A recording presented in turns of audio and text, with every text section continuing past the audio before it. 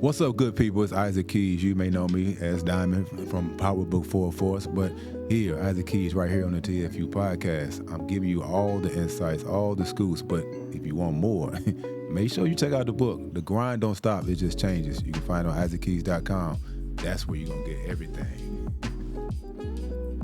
I'm down 162 pounds in 6 months, and it feels great. Looking at myself in the mirror is a trip. I marvel at myself now because I'm like, man, I've done this in 6 months. 6 months is not that long ago. I started this program back on July 1st at 288.5 pounds. Today I weighed in at 184. When I first got here, I was sad and depressed and stressed out. Over time, I regained my self-esteem, my willpower, my determination, and those things have helped me to grow and become happier with myself and in life. Use code TFU10 for a discount on the full body cleanse.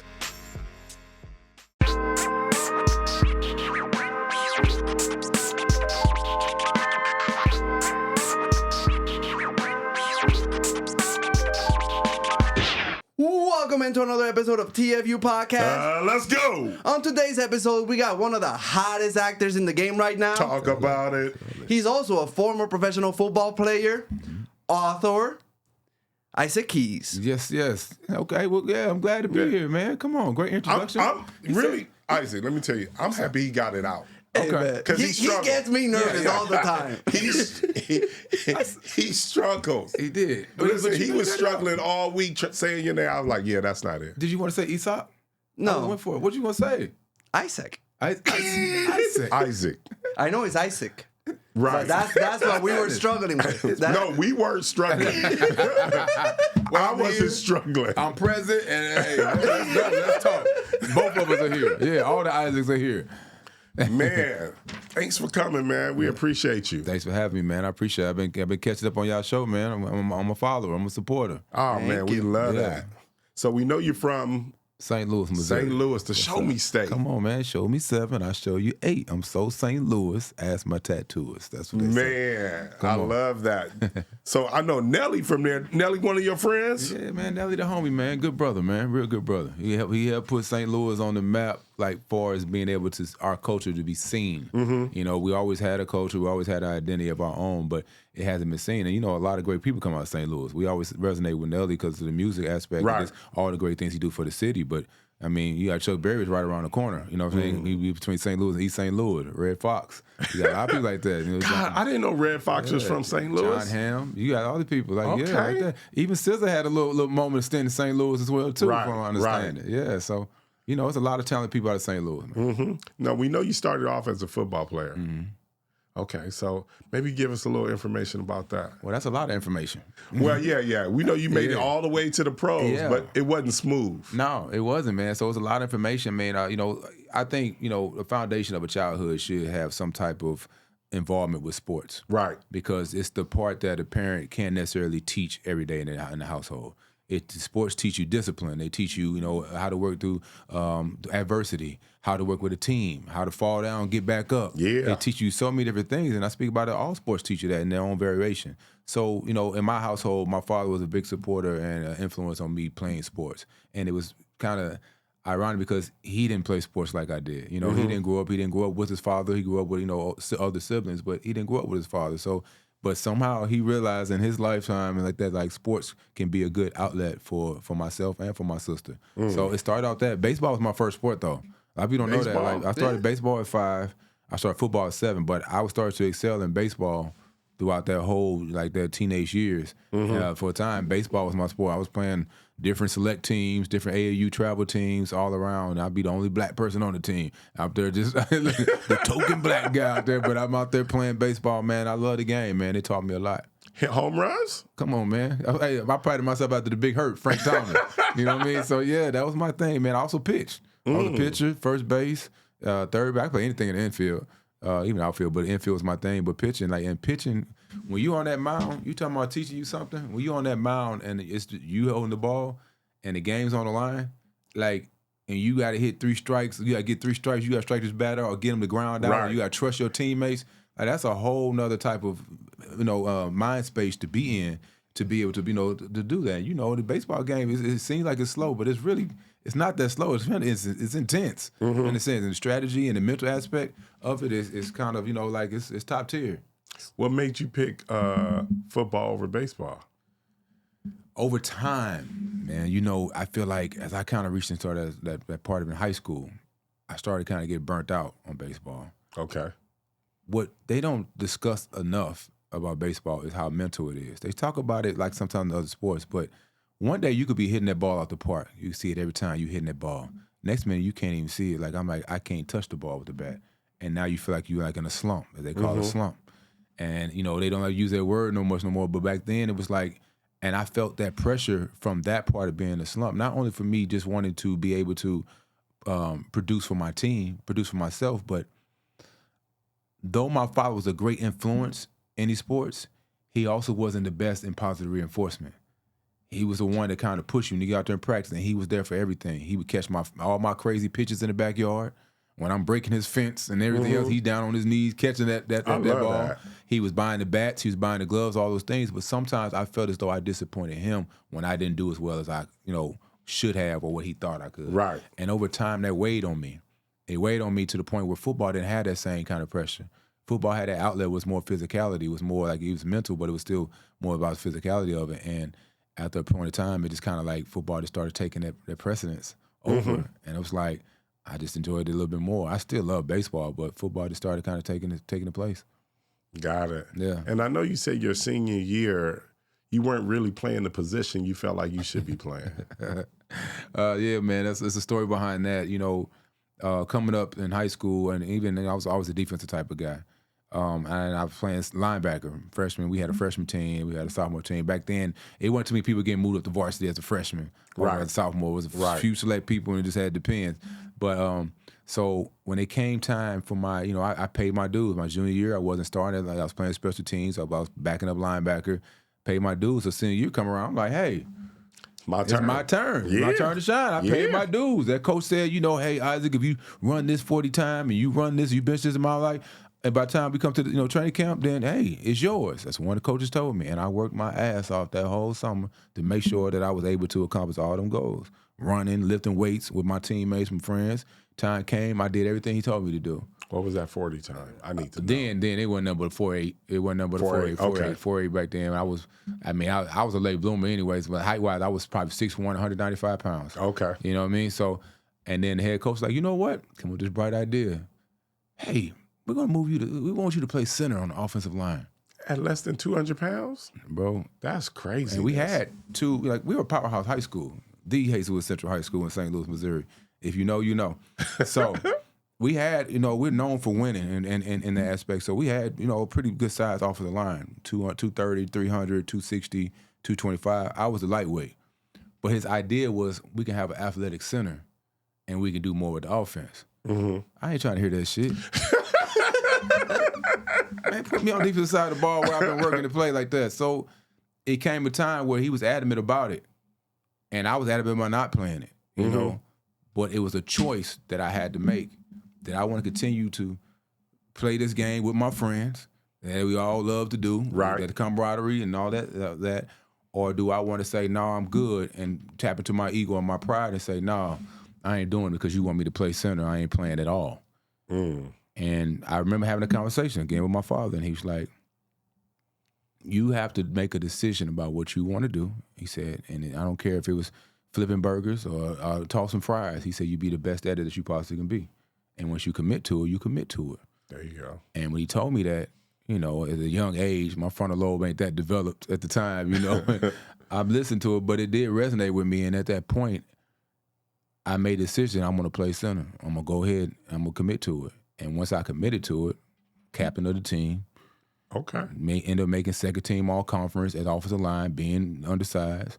But I would go out there and block. It developed a sense of urgency and a sense of competitiveness in me, and the kind of heart, as we say, that dog in you. It developed even more because I was always blocking somebody that was bigger than me, somebody that was maybe this different size, and I would just get off that ball, hike the. I mean, you got to think about center. I'm doing shotgun. I'm hiking the ball like you, the pivotal part of the offense, because it starts with you. Quarterback don't get the ball until you give it to him. So I was the leader of that offense in a sense, and then also of that team, and man, and I think. And I'm talking about it now, 40-something years, 30-something years later, where I'm talking about it now about how it changed my life as far as my mind state and how I accomplish goals. Now, I know sometimes when you play in the wrong position, because you were definitely undersized. Yeah. So did it make it harder for you to get the scholarship, the kind of scholarship you was looking for? It wasn't no scholarship. Yeah, I know. It wasn't. And I remember trying to make my highlight tape. I'm like, what am I going to show them? Me pulling and going out there on the sweep, me going to get the middle linebacker on the draw. Like, what am I showing in my highlight tape? So it's like, and I'm still trying to make it. And I was and the thing about it is, I had a lot of good athletic friends. Mm-hmm. And where they were juniors and seniors, at that time, you would get the letters from the schools of interest. Right. And they'd send it to you and send it to the school. Then the school would the coach would give it to you. And everything. They put them all on their walls. And I'm in their bedrooms, we playing Madden some of the game. I'm just seeing all these schools that are interested in wanting them. Right. And I had none of that. No matter how much work I put in, or how much what accolades position. I had. None of that. Yeah. I was getting Division III schools coming in and saying, hey, we give you a package deal with some financial aid and this. I'm like, where's your school even at? I've never even heard of that city. Where is that school at? And so I wasn't no wanting. There was nobody searching for Isaac at that point. Right. And that taps into your soul a little bit, when you give so much to something and then you're not getting it back in return or nobody's noticing it. And that kind of continued. But I already made to my mind I wanted to play football in college. Gotcha. I wanted to play, and I knew the only way to do it I had to learn was to walk on to a school. Pick a school and say, hey, I want to go there and walk on. And I remember one of my coaches telling me that, don't be a walk-on because they treat you bad. And that was him reflecting his experience onto me. But that doesn't mean they're going to treat me bad or what situation I'm in. Exactly. And I could have listened to that and be like, you know what, I ain't going to walk on. Forget it, I'm just going to hang up football. But something in me, again, resonated to the point was like, nah, that's not the end of my chapter. We're playing football. So at that point, I decided to walk on and ended up at North Alabama, then Morehouse. What made you go from Missouri to Alabama, out of all states? I wanted to get out of St. Louis. That's one thing. I knew at that point because I saw people that went away, to school, and when they came back, they were different. They grew. They had a different type of mindset, maturity. Coming from a city like St. Louis, if you're not traveling, that's all you know. That's all you you understand. You feel like that's what you're going to end up doing. You're staying in St. Louis. But I didn't want that. My father was the type of person, and my mother, but he always made sure we traveled. Whether it was just jumping in the van and driving to a family reunion or, whatever we want to go. We want to go whatever city and taking a summer trip. So he always exposed it because he was in the Navy. So he knew how to travel. He knew if you could have experiences, then you could have a conversation with anybody. So he wanted to create that for us. He didn't want to be a product of our environment, as you could say.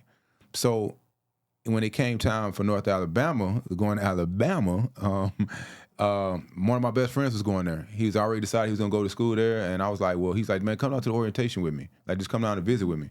I went down to visit. I beelined it straight to the football department. It was like, hey, y'all taking any walk-ons? Y'all think I can come walk on? And they initially, was like, that school had won the Division II championship 3 years in a row before I got there. Okay. So they had a powerhouse of Division II school.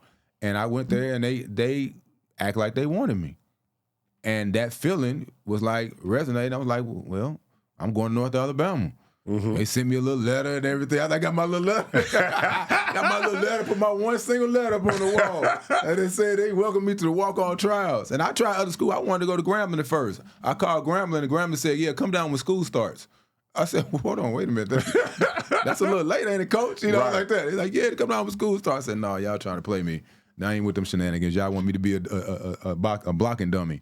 Yeah. I'm not doing that. Yeah, so that's what ended me at North Alabama, and then, the career started there, and they moved me to tight end. Okay. They still won't let me play linebacker. Maybe it was something in me. I don't know. So, but moved to tight end, and then, but again, I had to make a decision, and I accepted it, and I tell this story in the book, and I'm like, I'm trying to play tight end, and I haven't played tight end since I was in JFL, 12 years old. Mm-hmm. I mean, the ball was hitting me in my face and everything. I'm trying to run the routes. I don't know nothing about the routes. I don't know anything about the offense. I didn't know anything about it. I'm learning on the run. And I just told myself that, well, if we're going to do it, let's do it. And I'm talking about after a while, I committed to it. I was, again, blocking people that's bigger than me, oversized, but I'm bringing that dog out. And After a while, I got it. It started to click. I kept showing up. I kept on trying to learn. I kept on trying to practice. I kept on taking the beatings. I kept on taking the losses until I to keep on fighting to get that W, to get that win. And eventually, now I'm catching the ball on the defenders. I'm talking shit to everybody on the defense and everything. You know, and it gave me a chance. They redshirted me, so I wasn't, you know, spending a year, but I had a whole year to learn. And then basically, you know, I'm starting to grow now. You know, I started leaving there, and now I grow another inch. I'm 25 pounds heavier now, and, you know, just because I'm getting into a program, into a system, and they let me know, man, I could play this game. You know, so that's where it started in North Alabama. Where'd you get that fight from? Where'd you learn that from? You know, I probably think that fight from might have came a lot from my mom. My mom is a very strong woman, strong, independent woman, but is also, you know, she's still tapping into her femininity. But she wasn't gonna raise no punks, not between me and my sister, and my dad was a part of that too. But to see it come from a female, it kind of makes you a little bit more stronger for you. You kind of expect that from an authoritative father. But to see it from a mother who nurtures you 1 minute, but then next minute is telling you like, no, you go out there and you defend yourself. That kid, I don't care what that kid did. If he did something to you like that, you defend yourself. I'm not telling you to be the first person to start something or to be a bad person, but you don't let nobody run over you in any form or fashion in that way. And she instilled that at a young age, myself and my sister. And I think taking that over into using that accountability, but I think also what brought us taking those losses sometimes. Like people act like you win every time. No, the losses are what make you stronger. Absolutely. You got to have those. There's the lessons. So if you learn from those, then it's going to pick you up to make you feel like, okay, well, now I ain't going through that again, or I recognize it, and I can learn from that. So now I have a different filter and a lens on how I receive things. So your reaction to those losses, and I'm glad that I had that.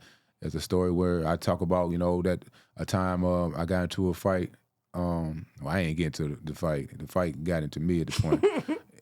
Where a kid, you know, decided, you know, we kind of got into it, and he just took off, punched me in my nose. My nose was bleeding. The first time I ever seen blood coming out of my face like that. I ain't know what to do. Next time I'm at home like, Dad, he punched me in the nose. He said, you better get out there and fight the kid. He said, if you come home, if you don't, when you come home, then you're going to have to fight me. Yeah. And I was probably about maybe like 9, 10 years old or something like that.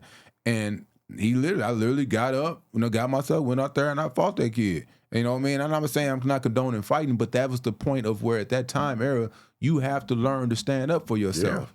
Yeah. And I had to go out there and fight that kid and win, lost, or draw. And at the time, I gave him everything I had. And he was older than me too. So, but you know, I took that and walked away from it feeling better about myself. Yeah. Now imagine if I just would have took that busted nose back into the house and just sat down and soaked in the crib. I've been a whole different person right now. For sure. I wouldn't like that person. So I'm glad that I had that experience, and I'm glad that I had parents that were able to instill the things because they were just trying to make me better for this world. You know what I mean? All you doing as a parent, you trying to create and mold your child to be able to take on this crazy world out here. Right. And they were doing the best they could, and I think they did a great job. So what made you make the decision to leave North Alabama to go to Morehouse?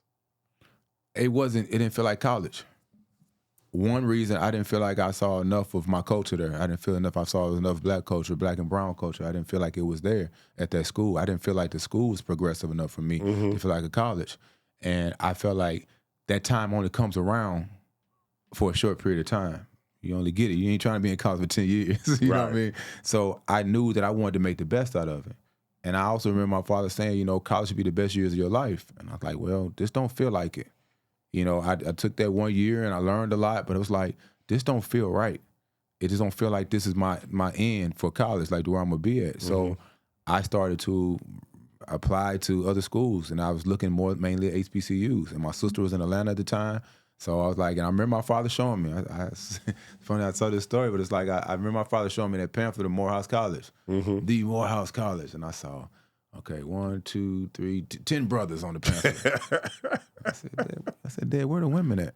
And he said, it's a historically black college. It's an all-male school. I said, hold on. That's a tough conversation. I said, Dad, that don't seem like the best time of my life, Father. Father, I don't know about this. And you know, but it took me to have to experience North Alabama and then learn more about Atlanta and learn more about that school, but also understand Spelman's across the street, Clark across the street, Morris Brown. It's an Atlanta University Center. And the other thing of it was that I was going to see more of me. more people like me. But I think the things you take away from going to an institution or a college like that is seeing people that are striving to do great things in the world. You're not on the block no more where you got to try to filter out through, okay, that cat ain't going to be doing nothing. He don't want well for me. This whole school is about making me a better person and around other people who are striving to be better people. And then, as I mentioned earlier, product of your environment. If I put myself in a positive environment, then I can't be nothing but positive if I allow myself to accept it. So going to Morehouse probably was one of the greatest decisions in my life just because of that part, but also because I just learned so much. Like whether, it's like going through the adversity of going to school, of whether back then the internet wasn't working and trying to, your classes getting dropped and you got to go find that. But I learned the network. I found a Morehouse mom. Right. Now I got a Morehouse mom in the registrar's office. She's not only working in the registrar's office, but she's my Morehouse mom in the sense where she's giving me, knowledge. She's also letting me know what's going on, and helping me and guiding me through my, maturation process of those 4 years. And with the football, and going to football, that was adversity of its own because it's not known as an athletic school. Right. It's known as an academic school. But I like to say that I put a precedent down to help change that. Yeah. Standing on the shoulders of people before me, but coming in, I fought for a coach to stay. I signed petitions. I saw the underbelly of the beast of the academians of why we couldn't excel in athletics. I saw that, and fought for that coach to stay because we needed consistency. I don't even know where that came from. I ain't never brought petitions up. I never been an advocate for things like that. But it was coming, it was following in, and we fought for that. Went from 0-11 season my first year to 2-8 to 8-3 my last year. Okay. And because we kept that consistency and kept that, we started building a team and building chemistry there. And then they did better after that. And then, it's just now they still battling the underbelly of the beast. But, they're going to try the best to get right. So you lost a year? I lost a year? Yeah. I transferred loudly. I had to sit out a year. Okay. I only played 3 years, really 3 years. But you say give you 5 to play 4. It's like that. So my first year I was redshirted. So when I came in, they told me, and I didn't find out later, I didn't have to, when I came to Morehouse, they said, oh, well, you're transferring laterally, Division II, you got to sit out a year. So I sat out. I was a Joe student for a year, and I came out in that spring. So then I had 3 seasons to play. Gotcha. But at the same time, I found out later I could have played that year. But grace of God, maybe that was the best for me not to. You know what I mean? So, and I played 3 seasons, and I mean, I at that point, NFL wasn't in my mind. It wasn't like my end goal.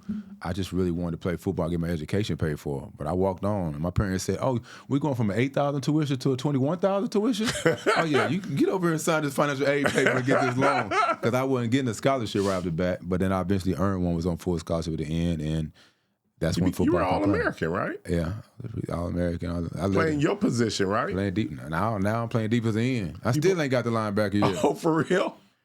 I gotta ask, because believe it or not, I played a little football. Come on, man. It gotta be little. Is it soccer or is it football? I'm talking about American football. American football. Okay. I wasn't very good. Football. Yeah. But I wasn't. My struggle was hitting people. You didn't want to, or I don't know. I'm not a very violent person. Like, how were you always wanted to tackle motherfuckers? Yeah, I think that's one of them. Yeah, actually, yes. That's what I always want to be on the defense side of the ball. I had that type of mindset. I feel like the offense is more like strategic and like finesse, and you got to play and all that. I want where the ball at. That's why I wanted to go get the guy that had the ball. I wanted to go make the play, and I don't know. It became like an outlet. Like, it's something about being on that football field that allows you to let go of everything else in the world and put it on the field. If you're having a bad day, you can use that in the field. You can use those emotions. If you're feeling frustrated, you can be mad at your parents, whatever it may be. You go out there and you can physically use it in between the whistle. And it was an outlet and where you kind of let you go. It's almost like therapy in a sense. It was a form of therapy. But I don't know where that came from, but it just was like something about it that I love, the aggressiveness of football. I really did, and the physicality of it. Now, I know there was a situation where when you first got there, I guess they had said if you weren't here last year, everybody, you got to lead the field. But that fight in you showed back up. You got me telling the whole book on here, man. You telling the whole story, I'm not trying. I just do research. I like this, and I like the research because, right now we're going to reach people, and there's so much more to the story. And I love that we can dig into it because it's about telling the story part. Not just seeing what you see, not seeing the gratification of where I'm at now. No, it's not about that. It's about how did I get there, and that's where you learn from. It's so important. It's so important because stories tell our history. They tell us, and we learn from it. And now it's relatable. Relatability is like you see, believe, now you can achieve. Right. You know, somebody else did. Oh, he did it. I can do it too. You know, that type of thing. So I always like sharing the story. So when I got there, and it came, it's just that. I don't know. Morehouse was different for me in the sense of just like, you know, coming in as playing as that athlete that they told me in scoring in the spring. I was like, I did a Joe student year. I call it Joe student year because like now I'm just getting acclimated to the school. I ain't playing a sport. This is the first time I haven't played a sport. Right. And since, you know, I mean, it was years since I was a kid. And I'm just, you know, going to school and I'm seeing how the school operates and all that. So spring finally comes out. You know, football is a fraternity. A lot of the guys that played before, not just going to accept you in because you say you could play football. You know what I mean? So I'm like, I could play football, but now I got to show them. So we started with spring workouts, and we had there's a new head coach came in. They fired the coach. I mean, Doug Williams had left, and they had a new coach come in. Ooh, wait a minute. Doug Williams was your coach? So Doug Williams was the coach there. That was one of the things that I wanted why I came to Morehouse. Absolutely. Yeah, of course. And if the people don't know Doug Black Williams quarterback, is first African-American quarterback to win the Super Bowl with the Washington Redskins at the time. Also played with the Tampa Bay Buccaneers. But he also went to Grambling State, product of Eddie Robinson. So he was as a head coach there. Come to find out that was just his stepping stone. He was gonna go there waiting for Eddie to retire. Then he was going over. He took the job over at Grambling. So he left and took a lot of the players with him. And the players that were left were not feeling very wanted or feeling frustrated. So the energy was a little low. New coach comes in. You know, he's trying to set his precedence in how he wants to do things. And he said, well, anybody that wasn't here last season, it's in spring workouts. We're in the weight room at the time. Anybody that wasn't here last season, then you know, going to ask you to leave and come back when camp starts. And you saw cats just picking up their bags, head down, and you're like, well, I ain't want to do this workout anyway. Like that. That's how some guys were just like, you know, okay, well, he said it is. He wasn't talking to me. I wasn't there last year. Right. But he was not talking to me. I waited a whole season not to, to sit out. I've transferred from one school. I know what I want. I know what I'm going after. I'm not going through this again. You're not going to put me in that situation. So I just didn't, he wasn't talking to me. I stayed there. You could see a couple guys look over at me, and then it was like, okay. And really it was myself and one other guy who stayed with one of my closest friends. He stayed too. And it's like, I don't know if he was paying attention though. Right. But you get to wonder, but I don't know if he was paying attention. But we stayed. And I just kept going to work out. Nobody said nothing else about it. Kept going to work out, kept going through all the spring practice, and then got pointed as the starter defense end. And from that point on, I never looked back. Did they ever figure it out? If they did, they didn't say well, he only stayed there 1 year anyway. Okay. That's the old 11 years. So he got fired after that year too. And that's when, I was like, we had an offensive coordinator there. And he had won the Super Bowl with Doug Williams back in the day. Okay. And he also played at South Carolina State, coached South Carolina State, but he was the offensive coordinator. And he was 6'5", 60 play tight end, had a stature about himself, a presence about himself of like a coach. I said, man, he need to be our head coach. I'm talking to these other players. I'm like talking to them. They're like, man, I done had 3 coaches in the last 3 years. I done had this and that, and the consistency. Right. They haven't had anything. I came from a program in high school. I know it was a program. I went to UNA. I saw what a program is, what they would do with not much. And coming here, I'm like, why can't we make this, like, it's not that hard. So I was like, he needs to be our coach. And I galvanized the other players, some of the other players, and it's like, we agree. Some of the veterans, the guys that were going to be seniors. And that's when that whole part of signing the petition, getting the school to buy in on it, which they made it very hard for us to do so. I mean, they tell me we want a coach that has a master's. Why does he need a freaking master's to coach a college football team? Why? So, okay. Yeah, so we galvanized, and we got petitions signed. We going around the campus. We trying to do all these different things, and eventually, after some struggle and stuff, they hired him as a head coach. And he's our head coach, my whole tenure at Morehouse, and he's the one that brought to me and came to me. He's like, Ike, I think you got I think you got what it takes to go to the next level. And to hear it from somebody who's been on the next level, somebody who knows what it is, that's what gave me the affirmation to be like, okay, I got a new goal. I got a new fight in my workouts. I got a new motivation in that workout than what I had before. Different drive. Now, did you get drafted? Hell no, I'll get drafted. I wish. So what made you keep going after you didn't get drafted? Man, he didn't learn how to fight. This man is a fighter. The draft came and went. But all my pro days, all my stats, first of all, I dominated the conference. I dominated where I was at. Again, if you choose to do something, dominate and be the best at it. So I knew, okay, I'm playing Division II football. I know it's not Division I. I got friends at Division I, so I know the difference. I know the difference in the resources. I know the difference in size. I know the difference in talent. But I can't sit there and dwell in that. I got to go ahead and dominate where I'm at, and then maybe they'll come see me. They'll find me. The draft, I did my pro day, and there's so much more even leading up to that, the pro days, and even prepared because we didn't have the knowledge of, I didn't know what to do to prepare for a pro day. I didn't have an agent. Wasn't no agent coming to look for me at Morehouse College at that time. I didn't have guidance to know what I'm supposed to do after this season. And when that started, I started trying to find it. I was like, well, speed kills. If I can at least run and woo them with that, I can always, strength, you can build that up. But if you can, speed is going to be the attention getter. So I got with a track coach that I saw out there, just a guy that used to bring his track program out there to our track at our school, named Gus Pritchett. Gus Pritchett, some black guy with salt and pepper hair, and he'd be out there, you hear him yelling and talking to these kids. And I approached him and I said, "Excuse me, my name is Isaac Keys. I play at Morehouse College. I know who you are. I've seen you. Okay." He said, "Well, I got an opportunity, for my pro day coming up, and I'm just looking for guys who do. Well, you come mess with me, boy." He said, "You come out with me, and I'm gonna teach you how to run." Not knowing that his son-in-law was a guy who went to Tuskegee that also played in the Baltimore Ravens. His nephew was Stan Pritchett, who played fullback for a while for a good amount of time in the NFL. So he was taking me and didn't ask me for a dime. Look at He God. asked me for a dime, and he was like, "Just come to workouts, just keep showing up." And he took me through workouts and taught me how to run. I never ran track. I played baseball during track season. So I never ran track. I was just out there willy-nilly, and I'm like, I wish I would have learned this a long time ago. He taught me how to run. He taught me the technique of the 40. He taught me all my drills. We knew we was going to be playing linebacker finally because when the scout did come down before the draft from the Minnesota Vikings, he said, "You're a tweener." Because at this time, defensive ends are 6'6", 260, 270. Okay. We talking about, we talking about Devon Curse. We talking about, Bruce Smith. Talking about the end. I was at this time now, I'm 6'3", 245 pounds. Okay. But that's a middle linebacker or a linebacker, place like that. So he's like, learn the linebacker drills. Okay. And that's what all I did. I ran, did learn linebacker drills.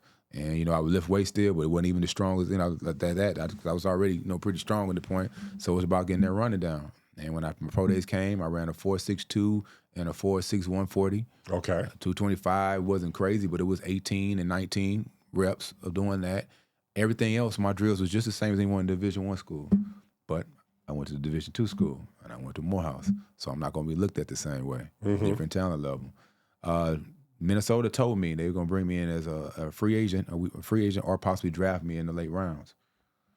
I kept that quiet. I didn't really tell nobody that because, the buzz get out. People start thinking, hey, you going to the NFL like this. So I kept it quiet as much as I could. Draft came and went, man. No call. No call, no other teams. And how that works is this, for everybody out there. At the last day of the draft, the last person to draft, Mr. Irrelevant, the last pick of the 7th round, after that, teams start calling players and bringing them in as a free agent. They call them immediately. Some of them get a little signing bonus, $5,000, $10,000 to come into their camp or whatever, and they start doing that. I wasn't in that group. And the whole time I'm wondering why. Why am I not in this group? How did I get overlooked again? Because even in my senior year, I didn't get picked up for the East-West Shrine Bowl. I didn't get for the Senior Bowl. Nobody came and picked me out of Morehouse and said, "You need to be in this All-Star game." Nobody invited me to the combine. I'm doing all this on my own just by doing pro days and having, a mediocre agent because that's all I could get at the time. So now draft comes and goes. And I'm like, well, what happened? Minnesota, okay, but where's the other 31 teams at? Right. Where's Green Bay, who brought me to at the time, over to do New England, who had me do the litmus test? Where are they at? Nobody wants me? That's crazy to me and to other people around me. Right. But to me, it's crazy. Once again, I don't work my ass off for something, and I'm still not getting it the normal way. I sat there and going to my Morehouse mom. I sat in her office soaking one day, and they're just having an old pity party. Like, I don't know what I need to do. I'm trying to graduate. I don't know what I'm tired of school. I don't necessarily want to go back to. I was getting my degree in physical therapy. I was trying to go get my master's. I was like, I'm burnt out on school. I ain't got the capacity to go back to school. I don't know what I'm going to do. And everybody at this school is like, I'm going to law school. I'm going to med school. They got it all planned out. And I'm sitting there just like, man, I don't know what the hell I'm going to do. And she said, boy, he said, be true to thyself, and thyself will be true to you. I said, well, damn, I didn't know you was quoting Shakespeare. I had to look it up. Shakespeare and the Bible. Like, it was all in one. And she said, you go out there and you just keep working out. Do what you know what you can do, because you're going to control what you can control. Do what you can do and go keep working out. I said, all right. I just kept going back with Coach Pritchett, working out. And then eventually the Minnesota called a month later. And they said, and Coach Roger Jackson was the scout. Stay with me. He said he promised me he was going to do everything he could to get me on the roster. And he called me, had the linebacker coach on, and the linebacker coach said, he gets on. It's a whole nother story there too, but I met him before at a Clemson workout, watching my friend work out, and I talk about that. But in this moment, you have to see him, and you have to be around him to really relate to this. But he said, he got on the phone, he said, hey, Keys, Keys, we want to bring you in for a workout.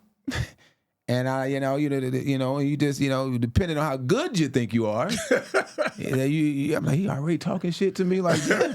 Like, no one levels to come. He said, depending on how good you think you are, he said you can pack a big bag or a small bag. And I don't know what in my mind I went straight to, well, Coach, I'm packing the biggest bag I got, and I'll see you at the airport. And I literally said that to him on the phone, like, well, he started it. And I don't know that confidence of what I, felt, but it's like, it's time, you know what I mean? It's like everything was in there. As my coach said, the hay was in the barn. I did all I could do, but now it's just like I just need somebody to take a chance on me. And I went up there, did a workout, and I mean, they ran the shit out of me on that workout. Sometimes they'd do that. They just run you to see what's gonna happen. Right. And we did all the drills, but all the drills I was used to or accustomed to. I've been doing them for months now at this point. And then Denny Green came out and he said, hey, we want to sign you to a free agent contract with the Minnesota Vikings. That's dope. That's how I started. That had to feel good as hell. Man, I was sweating out my eyes after that. Once I got to the hotel room, I was boo-hooing talking to my parents, man, just because that was the first step of the feeling like that something was coming to fruition from all the work that we've been doing, my dream, and trying to get there and, make that happen. So that was the first step. And to hear from a legendary coach like that, that's crazy. May he rest in peace. I always say it to this day, I'm a Denny Green guy, because not only was I in Minnesota with him, I was with him in Arizona. Yeah, so. In Arizona, you got on the field? Yeah, I got on the field in Arizona. I like how you said, you got on the field? Yeah. Yeah, I saw the ESPN stats. Not much. But still, how was that? How was that like? So it was my chance to finally, to get on the field. And even then, it was a journey, because it was frustrating, because it's like, I literally going to Denny Green's office, and he would say, it's like, I wish I would have activated you earlier, or I want to play. But it was like, I was always caught up in the numbers. I would get released because they need to keep an extra lineman. Or because I was expendable as a free agent, they're not invested in me. And people don't talk about, like, when I talk about them, you see all these podcasts, you talk about people who got drafted, people who have, have been vested, or they got signing bonuses, they got money. We don't talk enough about the free agent guys, the guys who had the work and the grinding to get on the team, and talk about that story through that lens. And it's like how expendable you are in that aspect. Like, yeah, to go into an office repeatedly and say, man, I should have, or I could have, should have did this, or we got to let you go because of this, this, and this. Well, what's that got to do with the work that I'm putting in and how good I am? You know what I mean? Like, what's that have to do with that? And you have to sit there and accept that more than once is too many times. And accept that and just go on with your life. Not just go on with your life and figuring out what team you're going to go on, but go on with your life outside of football. Having this, that affects you mentally when you go out there and feeling, are you adequate enough to go over here and operate in your own life and your own responsibility? So dealing with that mental aspect was, I don't know how I was dealing with it then. I just knew the coping with it was just keep working out, keep going like that. So I had the ability to play with the Cardinals, but it still felt unfulfilled because I know I should have been playing more. And it wasn't just me that was saying that. Coaches were telling me that. Players were telling me that, I don't know why you ain't out there playing this part here. Well, we drafted this guy, and so we got to keep him. Or this guy is this amount of money, or this guy just doesn't feel like you a starter from this situation. There was points where I was starting the offseason, and all my scores were A's. But when it came down to it, we're going to move this first round pick. We had defensive end over here and teach him linebacker. Don't worry about it, Isaac. We just teaching him so he can, have some reps. Don't play me with that shit, man. I know what the hell that is. That's crazy. Even in the pros, they don't play the best people? No, I've heard that because of we spent a draft pick on them, so we have to play them. That's what it's the front office investment. So I'm not going to say they don't play the best people, but there are times and situations where that's not the, hey, I don't know. Through the crack. And it's about finding your niche. It's like anything, even on corporation jobs like that, sometimes you may go somewhere, they may not put you in the best position for you to showcase yourself. Right. Or somebody there may just be kind of inhibiting you because some reason they just don't really, care for you or whatever it may be, subjectiveness, or just see you in that light. So if you don't have the opportunity to go to somewhere else to be able to compete, because I think it was, for me, not to go on to dwell on this, but I think for me, being a denigrating guy might have kind of hurt me in a sense, because it helped me in the sense of keeping me in a system. Right. But also, sometimes being on practice squad too long, I don't have no tape to show anybody else. And even in preseason, because, we're going to develop this player to play the position as well too. Now my reps are diminished. Now I get 3 reps instead of 20 or the whole fourth quarter. Gotcha. So nobody's able to see me. So I'm not building tape for another team to see me and be like, oh no, we take him, bring him in over here. Right. Which could change your career. And at that moment, I'm thinking in my mind, like, this is bullshit. Like, I'm being, like, what's happening all over again? And I used to pray for direction. Like, why am I here, but I'm not getting it wholeheartedly? Why am I here and it's not happening for me? I'm doing everything I'm supposed to be doing, and I'm not getting back reciprocated what I feel like I'm supposed to get. And again, that's what I feel I'm supposed to get, because we don't know what God's plan is. And that's what life is all about. So you played 3 years, right, with the Cardinals? Yeah. Right. And then after that, is that when you went to the CFL? Yeah, I was just trying to stay on the football field. Right.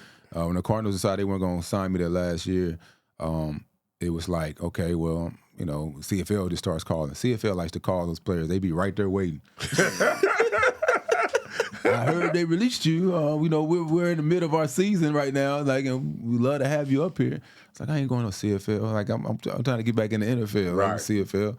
And my agent at the time was like, he wasn't getting no bites on none of the calls.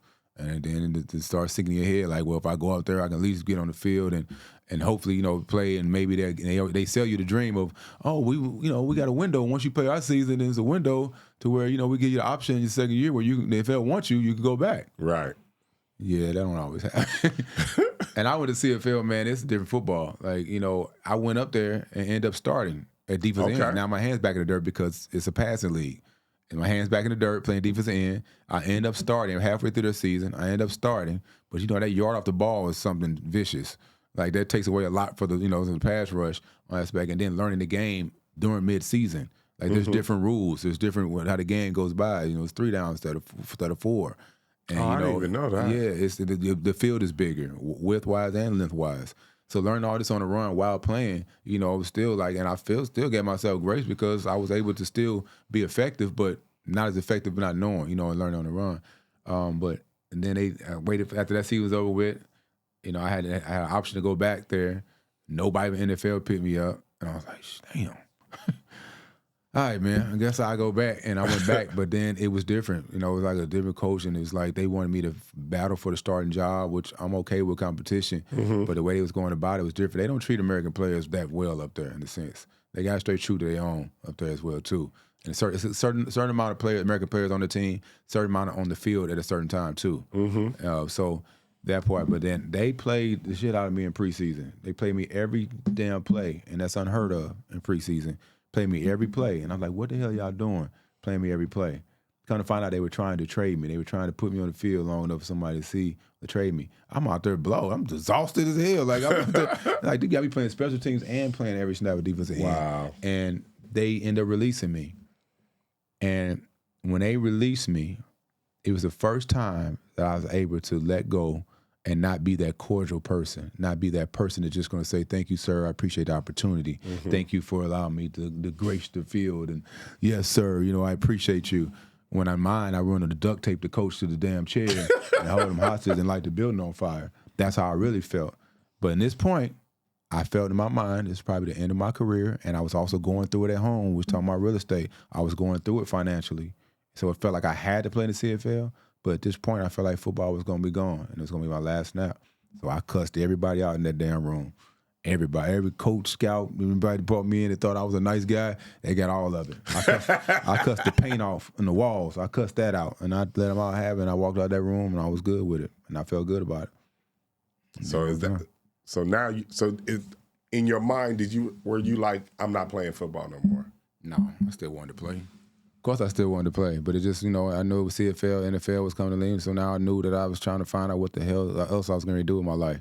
Mm-hmm. And that's a tough decision when you don't know. That's the hardest thing for an athlete. It's the hardest thing for an athlete. But, I like to make it relatable to people in the corporate world. And like somebody been working a job for 30 years and all of a sudden they get laid off and they're 40s or something like that. Like nobody wants to hire them. Oh, you're too overqualified.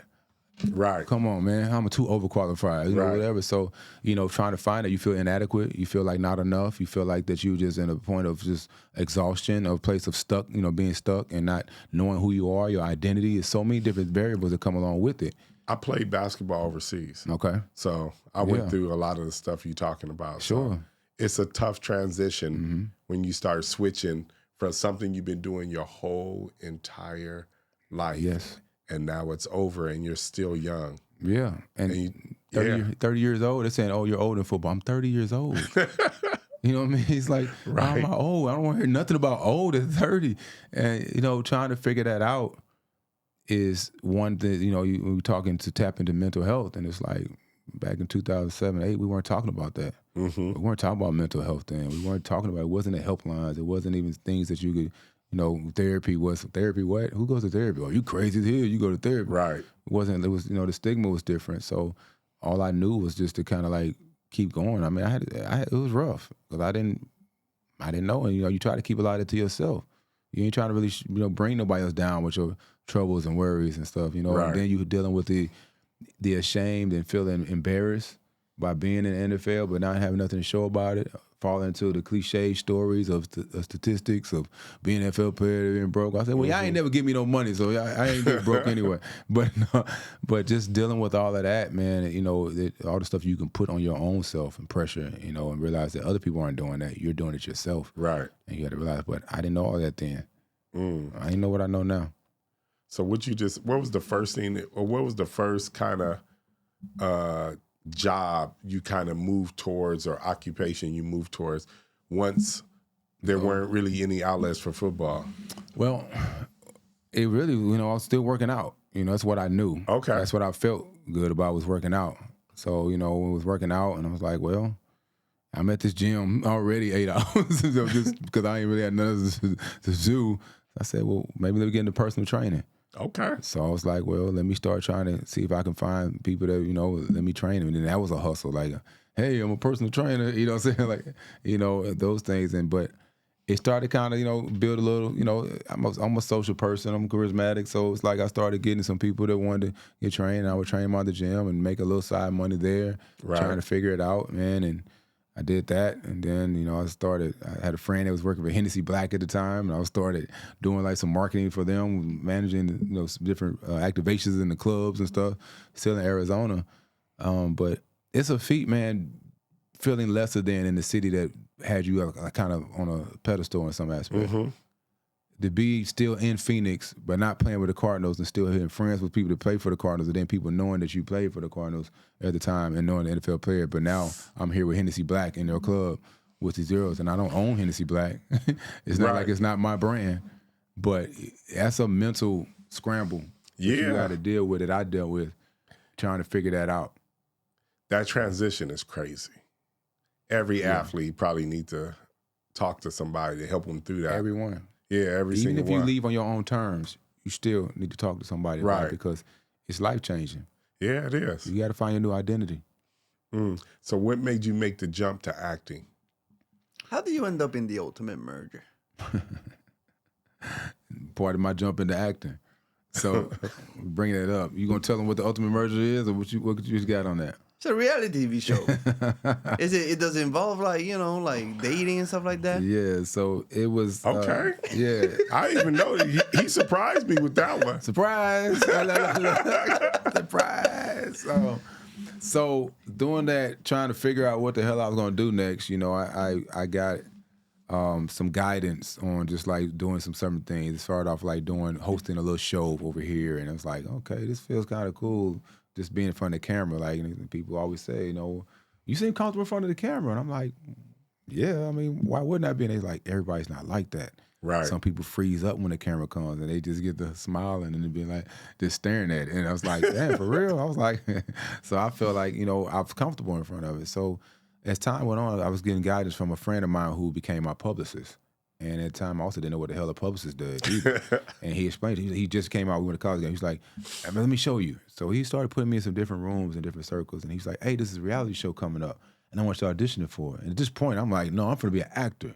And I said, in reality TV, they don't take actors serious. Like, right. Actors don't take reality TV serious like that. Like, I'm not doing that, because it was at the beginning of when reality series started happening. Mm-hmm. So I was like, I'm not doing it. He's like, no, man, just do the audition. He said, just do the audition. People don't know you without your helmet. Show your personality. Show who you are to people like that. People like you. Like, show your personality. I was like, man, all right. Okay, cool. And I was like, well, what is it for? He said, it's called the Donald Trump Ultimate Merger. Wow. And I said, well, okay, what? Okay, at the time, we had the same Donald Trump we have right now. Right. He was different. He was different. We had Celebrity Apprentice, right. Talk bad to people, blah, blah, blah, you're fired. That type of Donald Trump, right? So, different outlook for me.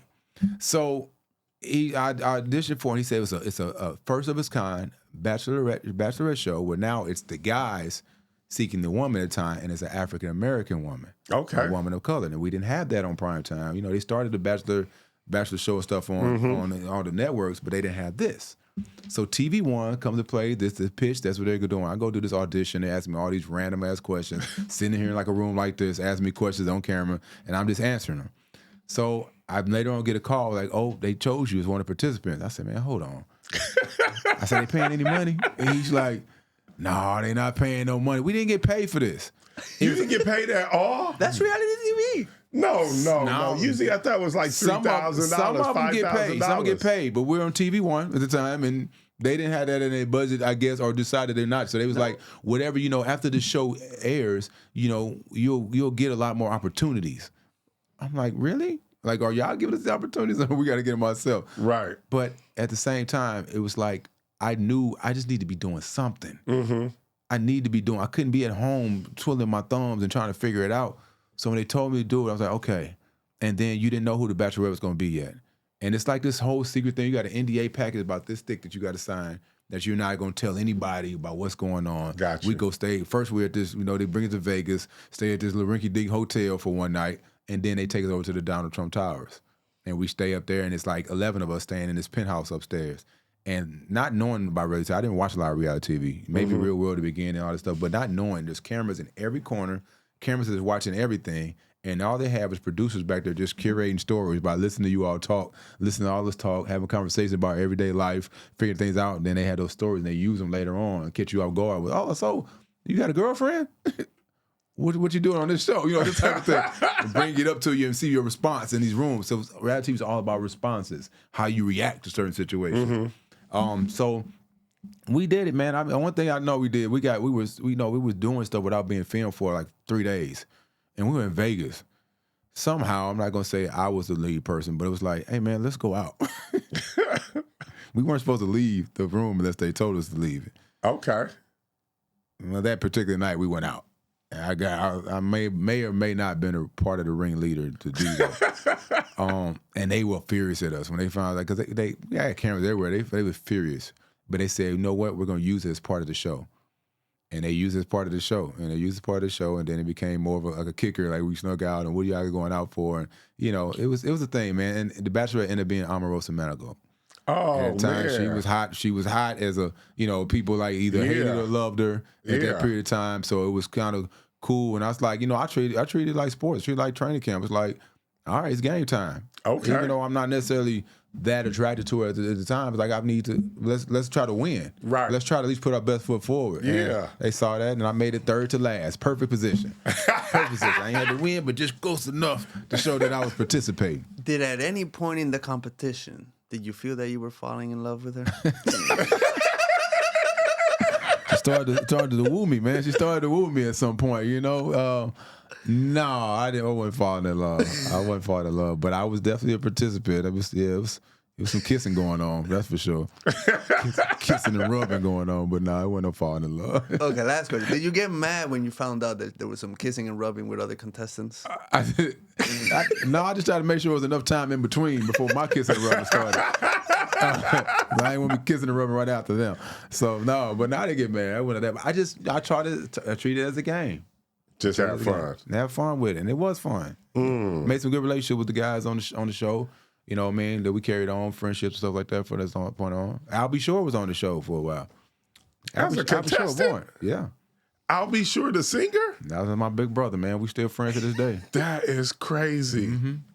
And when you see I'll Be Sure, tell him stop lying to us. Okay? You know what I'm talking about. I don't know what you're talking about. He needs to stop playing. He needs to over there and stop playing. I don't know nothing about nothing. Needs to stop playing online. I was like, I am not buying this, I'll Be Sure. Nothing about it. Nothing. So yeah, I want to talk about this because I'm a big proponent, no small roles. Like anything you do and what you've done throughout your entire career, you give it up your all. So can you talk about leading up to playing a role in Jurassic World? The security guard role? Yeah, man. That was a huge role. I deserved an Oscar for that. Best security guard ever. I couldn't keep anybody out the control room, but that was part of my job as an actor. That was what the character asked from me. So when I got Jurassic World, it was an audition, and when I got the audition, I'm like, okay, for Jurassic World, and they tried to be secret about it. I was like, well, do I need to work on getting killed by a dinosaur or getting ate or something like that? Because I'm the black man going into it, like, most likely you're gonna die first. Yeah, you're gonna die first.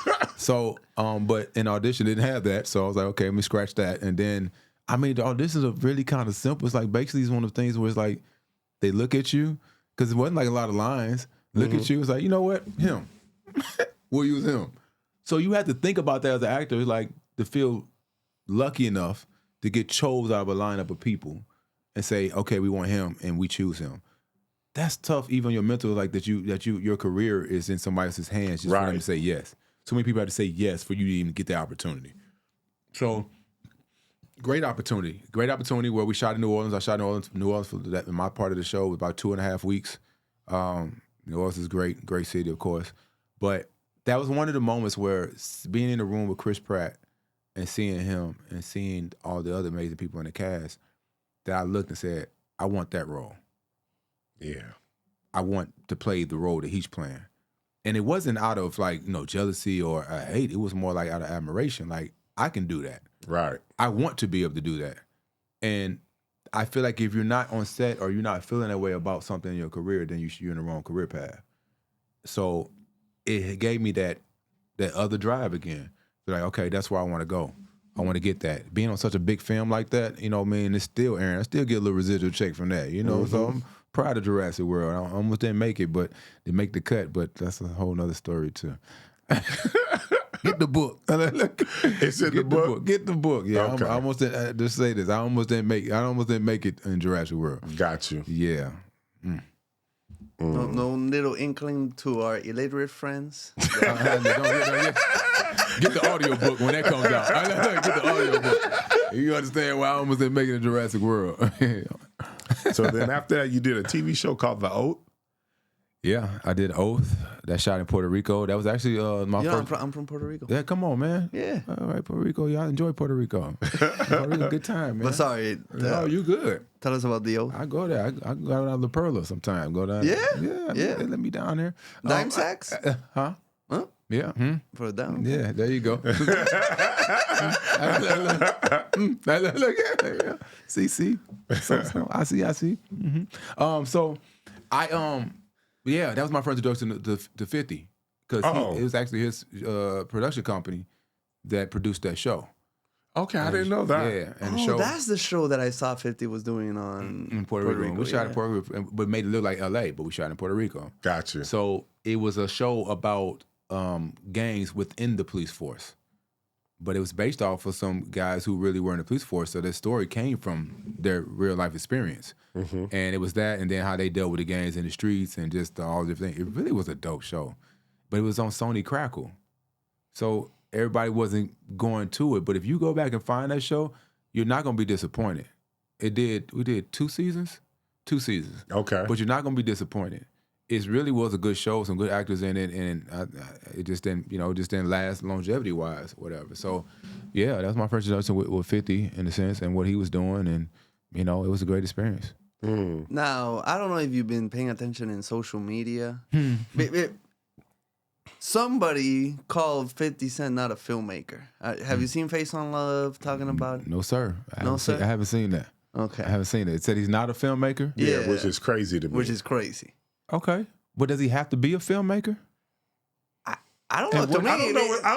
I don't know what he means a filmmaker is. Exactly. First of all, we got to identify what the filmmaker part is because he gets films done. Yeah. Definitely. So, part of it is Greenlight Gang, and that stands for getting all his projects greenlit some kind of way, somewhere. And now he's creating his own avenue to where he greenlights his own projects. Right. So, I don't know how you could say he's not a filmmaker when he makes films. Not sure. So, I don't know. I'm not. That's Face on Love. Yeah. I just wanted to see if you saw what Face on Love was talking about. I don't know. As far as my experience with Faison, great dude. Yeah. So I just want to go back. What was your first role acting in TV? That's a good question. On TV, what was it? It was a commercial. First, it was a F-Ford 150 commercial. But I still had a helmet on. I was just playing a football player, hitting each other. It was stunt work. What was the first one? That's a good question. I had to come back to that. I go look at my IMDb. I can look at it right now because I saw a couple of TV shows. But the first one. The thing about, the one that stands out the most early in your career. The one that you're like, okay, you know what? Well, I remember doing Beyond the Lights. And that was... Beyond the Lights was with Nate Parker and Mbuata Ra, if I'm saying her name right. Phenomenal actors. Where she played a pop singer, and Nate Parker was a police officer, and they became love interests. But I played her bodyguard. Okay. And I had a couple lines, and I was in different scenes, move out the way. So it's like, and that's funny because in this space, at the same time, I'm working as a security guard at the federal bar. Mm-hmm. So as I'm working as a security guard at the federal bar, I started getting these security roles. I got the control room security guard. I got a commercial as a security guard, and then I get this, this bodyguard on this TV show, all when I was working as a security guard. And what I like to tell people outside of what you're saying is that people that are pursuing acting, it's about sustainability. How long can you work and do something that you may not want to do until that job comes through with acting? And I was working as a security guard because it's working night, so I could do my audition in the daytime. Right. I worked at a group home at night, so I could do my audition in the daytime. All this allowed me to move from, and I did that. I moved away from Phoenix. Now I got a whole new identity. The city of dreams. But nobody knows me from Cardinals. Nobody knows unless I talk about NFL. Nobody knows me from that. So now I'm just out here like everybody else in the sense of trying to make it work and make it happen, just using the tools that I learned throughout the course of my life at that point. So that I remember Beyond the Lights. I'm trying to think what else I did, and then I did a police officer on another show. That was series for a minute. Oh, and what's the one? You had to look this up. It was on Fox. Gang related. It was gang related. Okay. It was on Fox. Dope show. And I'm not being biased, but a dope show. And I played a gang member in that. But it hurt my heart because I was like in the last, maybe the second to last episode. Mm-hmm. But the writer was like, hey, we're talking about bringing your character back as a reoccurring character in the next season. I was like, what? Really? He kind of whispered it to me, so that's why I'm whispering. Mm-hmm. And he whispered, I said, okay, really? I was like, as an actor, you hear that, you like, oh. I'm like, I made it. Mama, I'm calling Mama. I made it again. And then they end up canceling the show. Damn. No matter how many views, because everybody was talking about this show at one point. It's like, it's on Fox, good show. And then they end up canceling the show. Don't have no rhyme, no reason. I don't know it per se, but my pay grade. But canceling the show, you like, damn, there goes my dream again. And then you go back to the drawing board and you figure it out. And at some point you got Get Shorty? Yeah. That's my And you show, did man. 3 years, right? Yeah, How did 3 that come seasons. about? That was a regular audition, coming in, not many lines. I remember Adam Arkin and Davey Holmes were in the room. And if you look them up, Great guys, great writer, long lineage of history. His dad won an Oscar. Adam's dad won an Oscar. Been in the game for a long time as an actor. Adam is an actor as well as a director and producer. Davey, great writer. So this is the audition, not knowing, what this, sometimes you go to these auditions, you don't know the level of what this show is going to be or is production-wise or how it's going to be. So I'm just doing every audition. So I did audition, got called back to Goblin, and again, playing the enforcer to the Queen Pen Amara. And then they just like, we got Ray Romano. Everybody knows Ray Romano. You know what I mean? You know that. And then you got Chris O'Dowd coming off Bridesmaid where he killed it. You know what I'm saying? As a comedian and actor. They're part of the leads. And then the other cast, we're bringing in, filling cast members. All of them are dope actors. Sean Bridges, Goya, Robles. And then you got the woman that plays Amara. It was just dope to be on this show. Even though my character wasn't saying much. Like he was an enforcer, so it was like a presence. What I learned about myself as an actor is that I have a presence. It's not always about showing anger and all that. Sometimes you can say the words just quiet as hell and be like, oh shit, I'm scared. You know what I'm saying? Like that. It ain't about yelling. It ain't always about force. Right. It's about your presence and how you conduct yourself. And to me, it was like a master class. Because even if I'm in the scene where I ain't saying that, I'm just standing behind Amara, I'm watching Ray Romano do his scene, and Chris, I'm trying to stay in character, but I'm like, look how he inflicted his voice. Look how what choice he made with this scene. Look at this and how they come together and the chemistry. And I'm like, again, this is what I want. I can do this. Right. And then as it kind of go, they gave me more lines, gave me more scenes, and he's like, I don't think that character's supposed to be for 3 seasons, but it did. And it went 3 seasons, and I was there for all of them, and it was a blessing. And honestly, that probably was my segue into Power. One reason because the showrunner knew me from Get Shorty. That's dope. Come on, man. It's the process, man. You got to be here for the process, baby. You got to be here for the process. Get Shorty, what was your favorite episode? One was in season 1 where I was reading the script. Where they had, they presented, Chris O'Dowd's character presented a script to Amara to try to fund. They know nothing about the film industry, nothing about the business. My character, Ed, does not know anything about, films on that scene, but at the same time, when he started reading the script, and he was like, and he's reading the action as well too, like interior, black, scene, like that. And he's like, and people like looking, and she's looking like really intense into it. And I keep reading and I keep rolling. It later on sparked something to my character where he wants to be doing stunt work. He wants to start acting. So no matter what he's doing with them on that part, he's still talking to Chris later on season 3, like, hey, I want to do stunt work. Like that. He's like, oh really? Yeah, I was like, yeah, like Aquaman.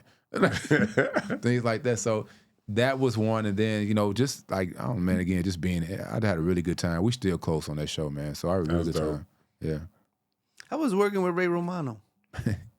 It's great, man. Ray Romano had me flying on a private jet for the first time. Yeah, Ray, he had a private jet, and we had an experience where we were going from Albuquerque back here to L.A. We were filming Albuquerque, and that was my first time flying on the PJ. I was like, oh, this is where everybody loves Chris. The show, but everybody loves Raymond. But it was, again, it was like seeing somebody who has been doing this for a period of time and being successful in it. And then just like our conversations offset, which I really value. When we get in that little huddle where it's me, him, Chris O'Dowd, Sean Bridges, and you got me and all the cast, and we just sit in this huddle in between takes, and the laughter and the jokes and everything that goes along with it is priceless. It's like, this is what we're supposed to be filming, and it's priceless. So taking away that, then like I said, we still friends. We still have a group text that can go on sometime where we just catch them like, hey, what you got going on? Try to support one another. And those are relationships that you want to take from shows. So they say sometimes, like a lot of shows, they say like it's really not that good. Like the cast doesn't get along. They don't do this thing. He said, so it's really, not normal. Well, my last 2 from there to Power, my cast has been amazing, man. I have nothing to say about even from the Oath. So I've been having great experiences on set. No, that's dope. So now you're doing a Force. Yeah. How'd you get that? Another audition? Another audition. It all starts with an audition. I'm waiting for somebody just to offer me the role. Just put you on at this point. Just come on, Isaac, play this role. Yeah, I'm not getting that yet. It's coming, but yeah, I'm not getting that for the roles like this. So it was an audition, the same audition process. Was 50 there? 50 where? There, at the audition. He's always down. He went to the audition because this is COVID time. Okay. So I auditioned for this in October 2020. Okay, so you had to shoot it In the garage. Yeah. I shot it at the homie's garage. We shot the audition there, and then I got the call back, and then later on the test read. And the test read is like the final, audition that you'll do before they decide who gets the role. And I did that with Joseph Sikora, and we did it over Zoom. And it was just one of the things where I was anxious, I was excited. I didn't sleep much that night before because you know how much I'm a fan of Power. Right. Like I watched the original Power. So now I got an opportunity to be on the spinoff with the Tommy character, Joseph Sikora, who plays it so well. It's like, come on, so I'm trying my best in my mind to not get ahead of myself because it puts you in a position where, well, I get this, I'm going to do this, I'm going to be able to do this, I'm going to be able to do that part. No, I got to do this right here in front of me. Right. And learn to live in this moment and be this character right now.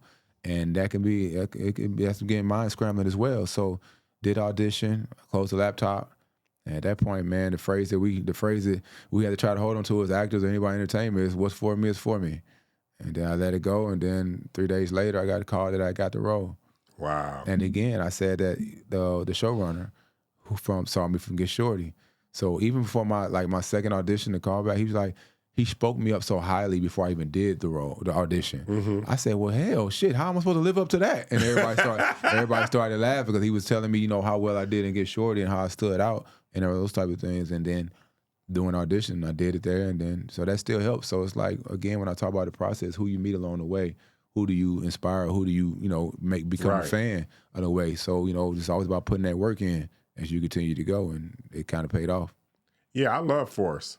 Appreciate it. Force was a really, really good show. Yeah. Now I know that I heard Tommy. I referred to him as Tommy. They even tell y'all show that you on that Tommy show, right? I'd be like, yep, I'm on the Tommy show.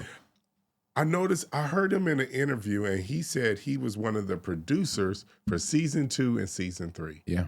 So they changed his role from... Well deserved. No, so he's been a part of this for so long. Right. From the original, from first day. So when it comes to being on our show, the show is a spinoff, really based on the Tommy character and where he comes into the Chicago city. So I felt like, even outside looking in, I was like, it was only right for him to eventually become the producer of it so he can have more say-so in it, but more, and just be a part of it more and have more, basically be part of the email chain. Gotcha. Everything that's going on behind the scenes before we get to the day of set and being more part of the show that he's worked so hard to get.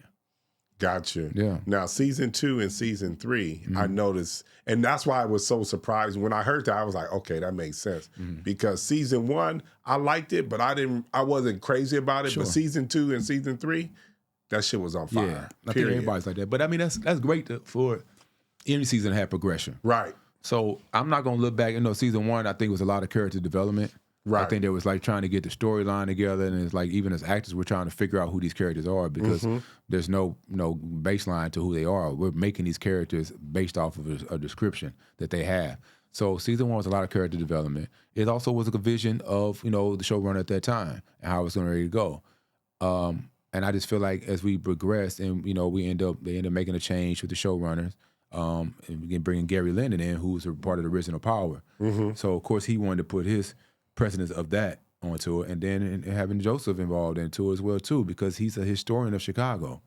So not only are we making the show, it's progressing, but we're also really tapping into real Chicago history, real Chicago facts, real Chicago neighborhoods, and mentioning it, making it all make sense into the characters. And ain't nothing like living in the city and you get a shot of your neighborhood, on a show. You like, there's pride involved, especially Chicago. Chicago's a very prideful city. So I'm just glad of the progression of the show, being a part of it, seeing my character arc change and all the other characters. Like, there was so many storylines coming at you. Season 3, we was coming at you from every angle. You had to keep up, so yeah.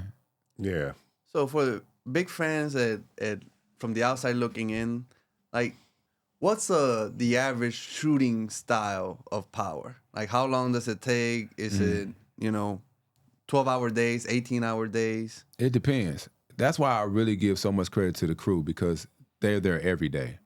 As an actor, I'm granted the opportunity to where I may work one day that week. I may work all 5 days that week because we don't shoot on weekends. I may work 2 hours. I may work 11 or 12 hours. But it varies. But that crew, they're there every day for that whole 12 hours. Every day, showing up with energy and everything else. So it's my duty to come in to maximize that energy. I come in and I bring the energy just like for my character, but also just like, hey, how you doing? I come into the hair and makeup room because I ain't in the hair chair too long. So I'm there, but I'm putting on music when I'm there. I'm getting the makeup people to dance a little bit or have fun, or like even on my trailer, playing music on my trailer, or just speaking and bringing that type of good energy. And so if it is a long day, how can I make it better? Not just for you, but for me as well too. So it just varies, but it takes 11 days for our show. It was 11 days to shoot an episode, and we shot 10 episodes. So we're usually in Chicago 6 months out the year to film those 10 episodes for a season. And so, yeah. What was your favorite part of playing Diamond? Everything about that character. Diamond was dope. I love when I first saw the description of the character. I was like, that's me.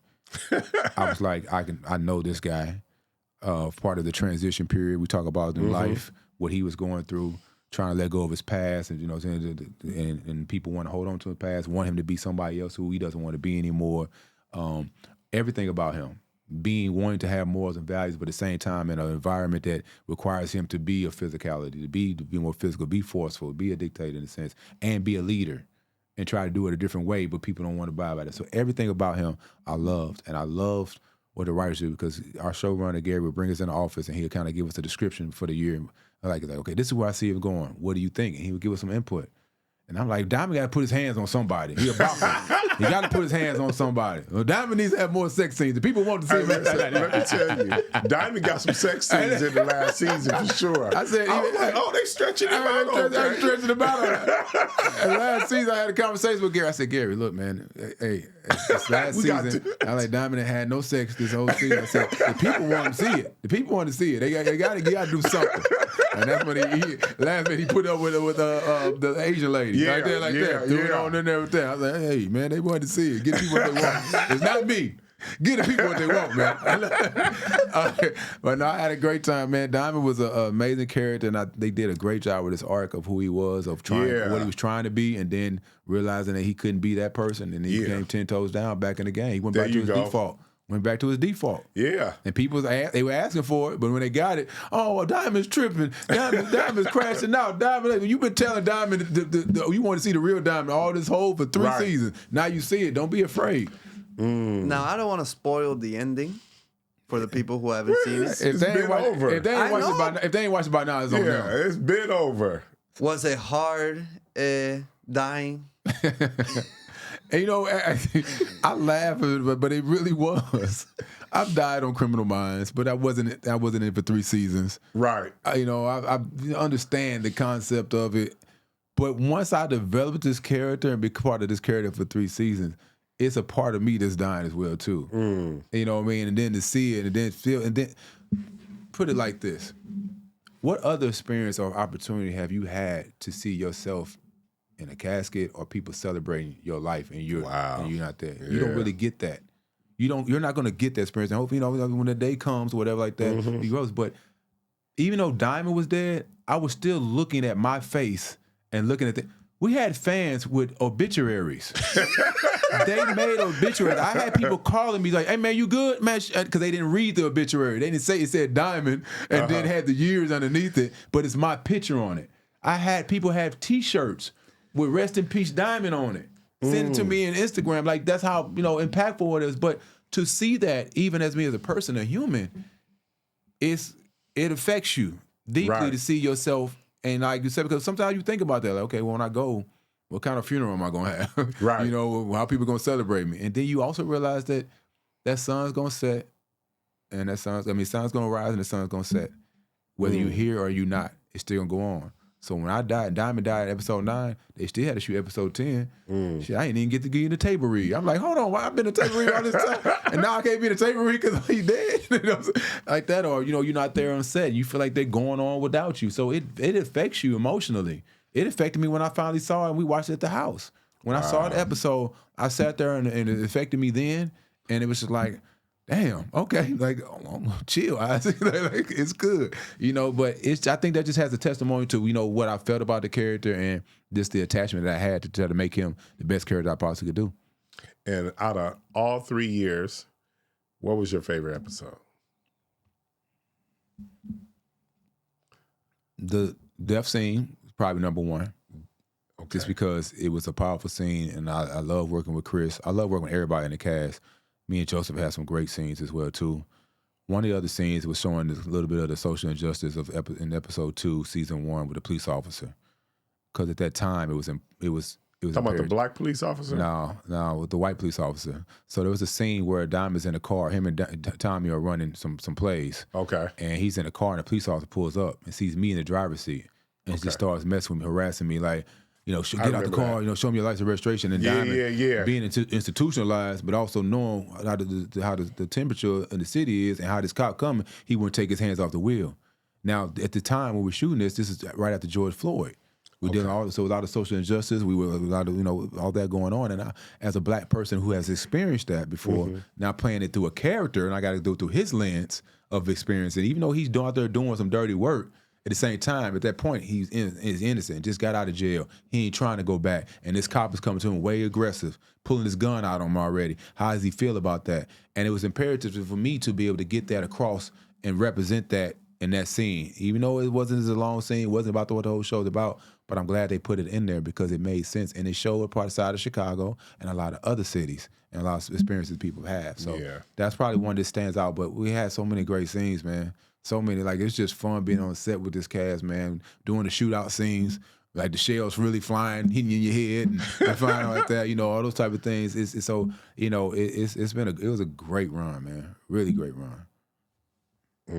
Yeah, I love that show, man. And I remember that scene that you're referring to because I remember Tommy coming out saving the day, kind of getting the cop. And knew my real name. He said, no, that's my barber, David Sampson. Yeah. And you see me kind of so like, how you know my real damn name? Because he was clocking my ID in the barbershop.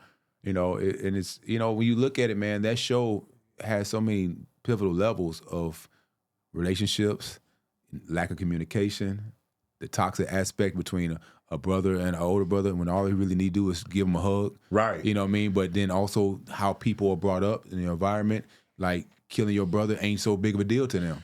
Man, that part was crazy. That was on his mind. But it was on his mind. But I come from a family where I've seen uncles fight, and they would have killed each other. They had opportunity if it wasn't broken up right because they lose it. They black out or whatever, and hurt people. Right. So when you hurt so bad like that, you can't control how that person wants to hurt you in a sense, in that aspect. And then, forgiveness, responsibility, how love of a family member will bring you down because you love so much, you care about them so much that they'll be the first people to bring you down. Or just, and you saw that not just with mine, you saw that with Claudia and Vic. I mean, how that was working out. Like the word power resonates throughout all these series because everybody's fighting for it. And you don't know on what given day who's going to be your friend, who's not going to be your friend's alliance. It's so much deeper than what you can see when you break it down. That was deep what you just said. I didn't even know. I didn't even think about it from that perspective. Yeah, keep me here for a while, man. I get it. I got you. No, but yeah. That was dope. That's why I love the gangster genre because it's everything we face in life. Yeah. Like, there's hierarchies. Any job, you can work in a grocery store. There's a hierarchy, people talking shit about each other. The only difference is life and death. That's a big difference. But it's like also, do you want to deal with it in your life? Right. Like I realized playing Diamond and then seeing how the Tommy carried the place. I don't want to deal with looking over my shoulder all the time in real life. I don't know how people do that in real life. Like how they get involved in the game for that long and you can't never just be comfortable and sit still. Like everything is always on edge. Yeah. And even if you don't show it's on edge, it's still on edge. You either get used to it and that's how it is. And you're like, I'm going to live and die by the game. Is that what you're going to do? Right. Or do you want to get out? No, again, that's also going into the transition. A lot of people can't get out because they stuck and they're adrenaline junkies. They stuck on having that same thrill, that same type of energy that they don't know how to get out. Now they don't know what to do with themselves. They don't know how to take all that money and go open up a store or go get some real estate. They still want to stay in the game. It's got to be a means to the end. Right. So, I learned that by being these characters, I was like, I'm exhausted. Right. I'm exhausted. So, that's why it's good writing. So big ass show. Have you gotten used to being recognized, the fame and all that? Because it's sort of like always having to look over your shoulder too. It is. They said, I remember they saying like your life's gonna change after this show hits. And I was like, man, come on, man. I've been in the NFL. I've been around. I've been in the same room with Michael Jordan. I've been in the same, me and Michael Jordan. He was right over there, 10 feet away from me, And so I was like, okay, I ain't think nothing of it. And then I remember when one time I was walking in LA and somebody said, Diamond. That's just and I'm like, I'm just keep walking. And then all of a sudden I can hear footsteps. He was running. I almost started running. And it was a kid I never would have suspected, like probably maybe early 20s, early teens, or late teens. Was like, Diamond, you Diamond like that. And he was like, I was like, damn, in LA, we don't get all that because LA is, used to seeing people like that. Yeah. So with that part. And then when we went back to start shooting the second season in Chicago, I was talking, Chris got there before me to play Jannard. He said, Ike, it's different. He from Chicago too. He's like, it's different now.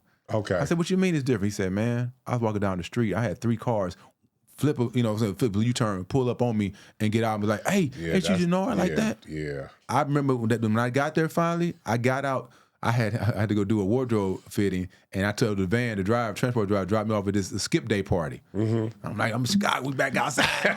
Skip day party. When I got out the car, it felt like everybody said, huh? And then just, hey, this time, and just trickled through the whole thing. And I was like, oh shit, like this shit real, like for real, like why y'all, like it's just Diamond, but it says a lot about what we were able to do with this show and how it resonates, especially in that city. But it's been like that, man. I've been in Bali. I didn't realize it was playing in Australia like that because Bali is Australia's backyard. That's like they're Miami. Okay. They were out there, with the down under accent, Diamond. That ain't that good, but still, calling me out at a day party. I'm like, bro, I'm in Bali. What are you talking about? So it's worldwide, man. And it's like, I'm a part of it. And I don't know if I ever get used to it.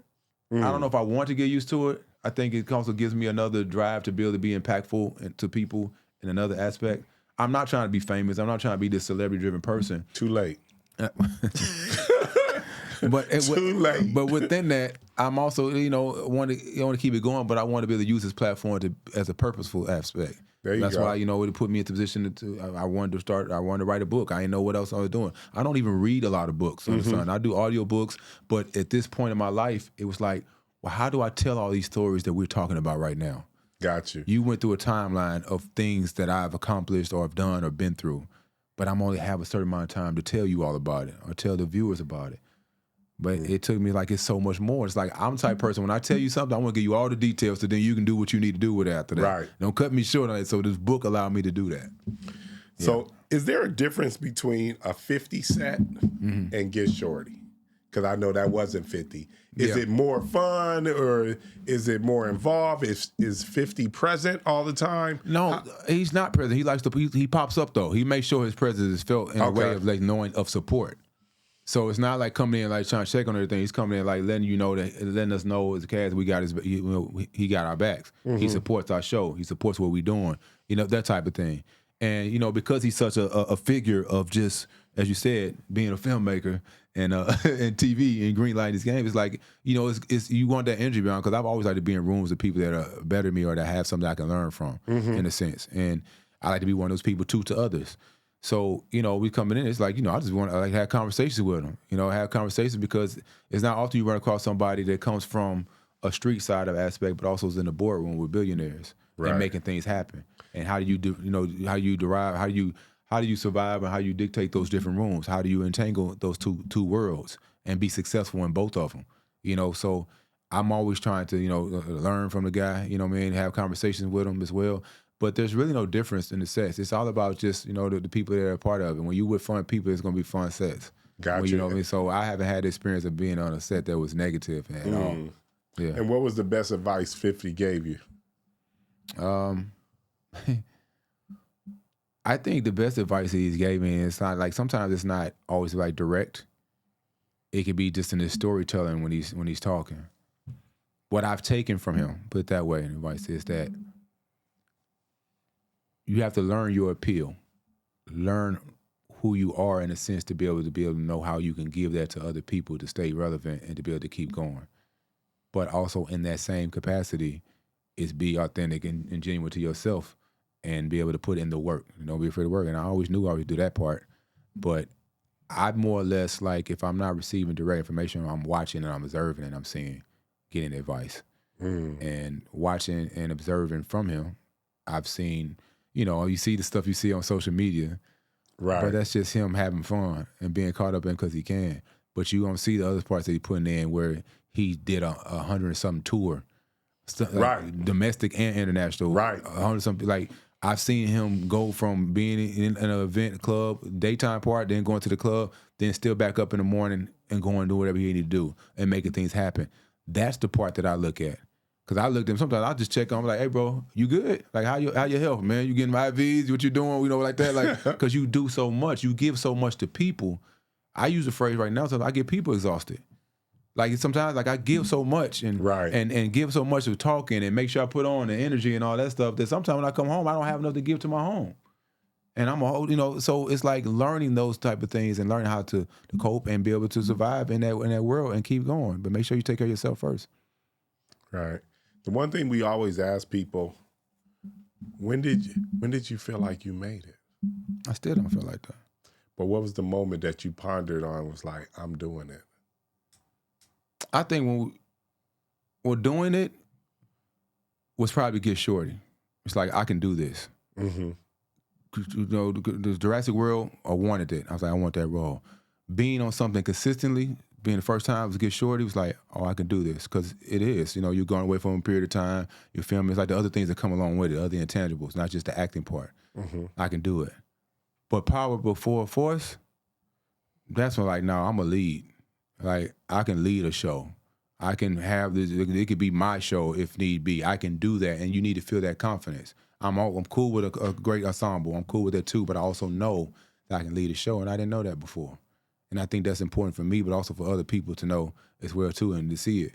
And so that's the one that's kind of changed the life and changed the trajectory of where I want my career to go, and what I know I'm capable of doing, and I know what I am going to do. Got you. Yeah. And what was also your best Hollywood moment? Best Hollywood moment. I feel like I have so many damn different moments. It all becomes a blur to me, man.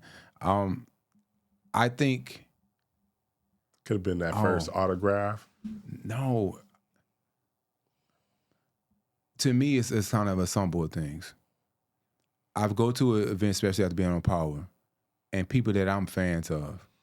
Ronald Isley said he was a fan of me when I seen him. He had his wife come over and said, hey, do you mind taking a picture with Ronald Isley? I said, what? Excuse me? I like that.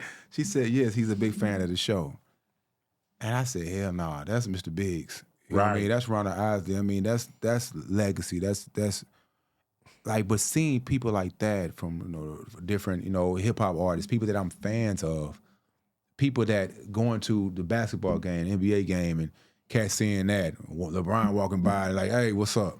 Because they recognize you from the show, and I'm like, I'm chill, but at the same time, in my mind, I'm like, damn, these people really rock with me, or this show has really put me in the eyesight of people that I'm fans of, that I've looked up to, or growing up, or listened to their music, or watched them, talk the actors.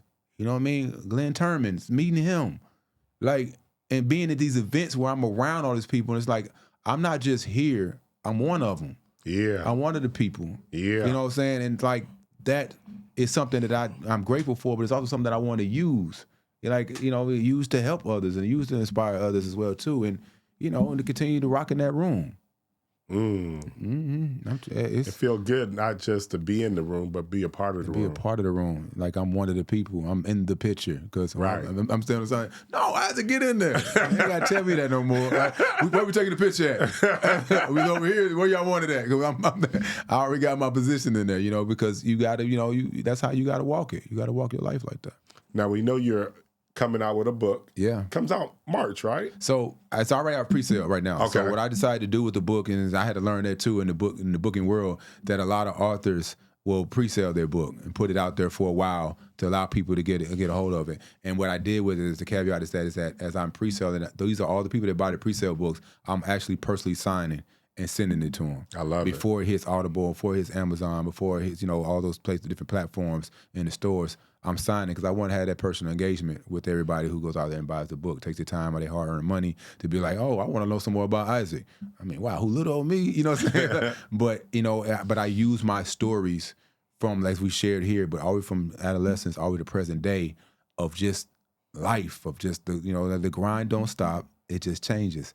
And that's relatable to everybody because we all are in this world trying to figure it out. We're all trying to figure out our next move. We're all trying to understand where we came from, how we got there. And then sometimes you got to take that reflection back of like, how did I get here? And when you, start to scramble and unfold that, you like, damn, I did that.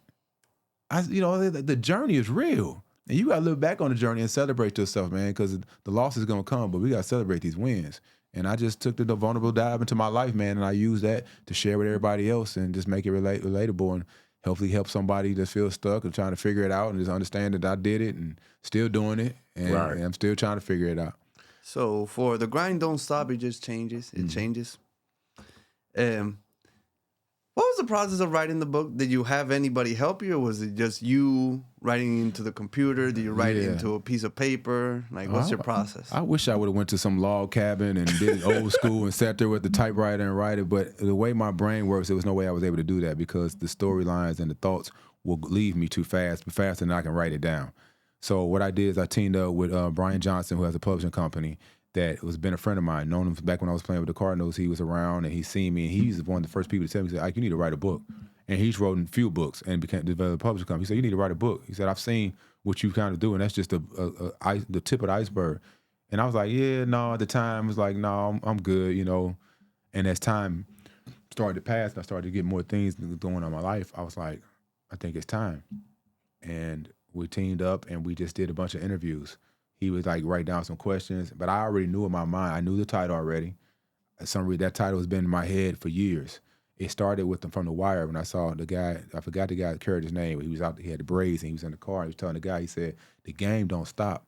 It just changes." Slim Charles. Okay. Something Charles. Yeah, I think it wasn't. Yeah, sure. I think somebody else said it too. And I need to look that up so I can say that in context. But I do. Right now, there's a guy's character like that, but I'm gonna look that up. I can do some research. So that stay, I just like the grind don't stop. It just changed because it was like all the time I was having to reinvent myself or prove myself over and over again. Not being able to play the position I wanted to play, not getting to the school I wanted to go into, and not dating the girl I wanted to date with. I talk about everything, you know what I mean? I'll take a deep dive, you know what I mean? So it just kind of created that title came, and then I'll sit down and do these interviews, and I realized I wanted to start at one point from adolescence all the way now, and that was therapy because I was sitting back looking like, well, damn, when somebody asks you these questions, like you all doing, it evokes the conversation and invokes the thoughts like, damn, I never thought about that. Or, when I was a kid, I was very curious and I used to get in a lot of trouble, but that was also me trying to figure out things. Right. So, and that's where it came, and it resonated. It all kind of come together, but it's a tedious process because even now, like, it's freestyle, but it's like now I'm in like the final edits part, and it's like, trying to sit down and go through your own story that you lived and how to sit through it and then trying to make sure it's right. And okay, looking at it from a consumer and a viewer aspect, the audience, like, okay, are they going to be able to understand what I'm saying? Because I lived it, but can I interpret it to the way they can do it? Can I make it colorful enough to be able to make the story, become alive? And it's in my voice. Like, it's not going to be a whole grammatical correct book. It's going to be, you may see a LOL or something after I say something. You may see, it's in my words. And that's why the audio book is going to be important for me to do as well, too. Because I want to say it in my words. There you go. Yeah. Did you have your writer's photo yet? You have a turtleneck? Black and white, Black and white. No, man, it's raw. Like you said, I didn't do all that. We did a cool little photo shoot, but even you see the book cover, if I was able to explain that to people, it says the grind don't stop, it just changes. But it's just a raw picture of myself and my face. But it has different pictures of my life that are on my face and all through my neck. Of playing football, being a little kid playing baseball, being a little kid with my sister. It shows a picture of my great-great-grandpa and my great-great-aunt on a horse carriage sitting down there. So it shows different stages of my life because it's all about those stories and about how it's changed and where we are today. And so that was important. Like I came up with that with a guy named Blue. He's a great videographer, great person, and he understood my concept, and we did bounce a couple things back and forth. And then he was like, "Here, let me see." He showed me this one. And I was like, "That's it. That's it." Yeah. How proud How proud is your family of you? I mean, I like to say they're very proud. As a matter of fact, I know they are.